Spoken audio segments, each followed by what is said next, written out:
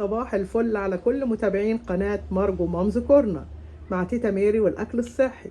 النهاردة حبايبي هنعمل سلطة الرنجة، وبالشكل ده حبايبي طبق السلطة سلطة الرنجة مش محتاج حاجة جنبه، بأمانة طعم خطير.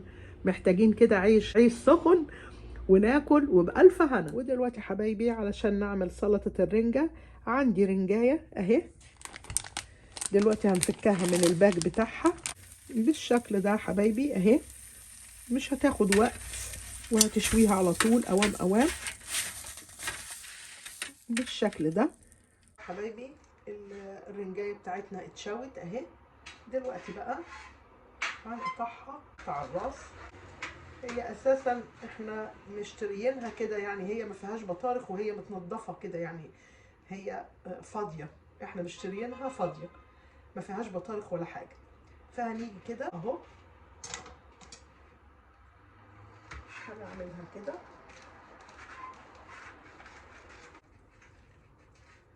بصي هتطلع معاكي من الظهر كده، هتطلع سهله جدا اهي. هناخدها كده.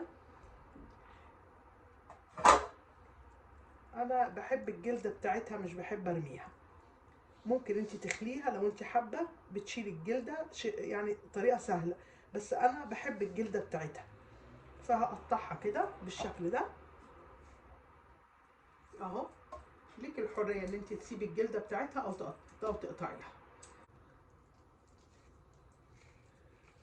اهي بالشكل ده. بصي طلعت في منتهى السهوله اهي اهي بالشكل ده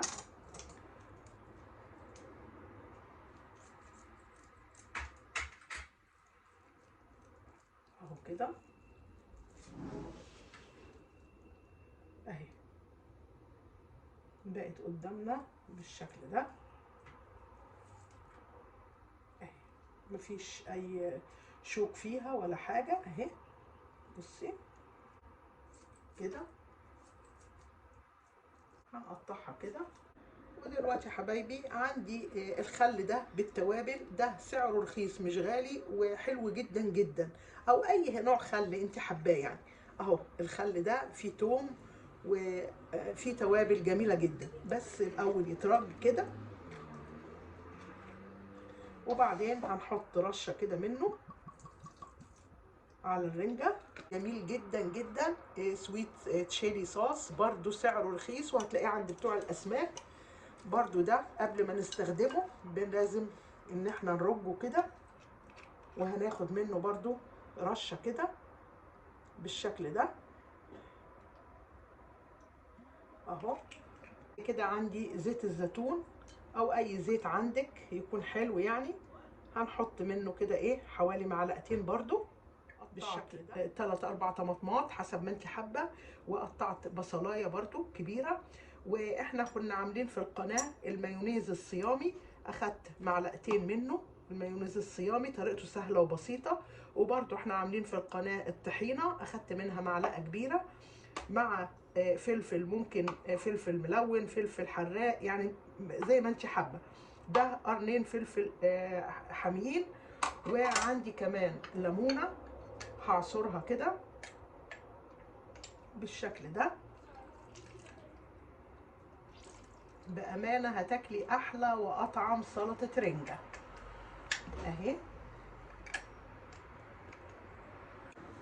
هناخد رشة كمون، معلقة كزبرة ناشفة، وهنقلب كله على بعضه.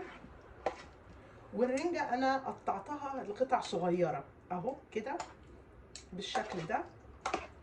وهقلب حلو كله على بعضه بالشكل ده يا حبايبي. قلبت السلطه كلها اهي.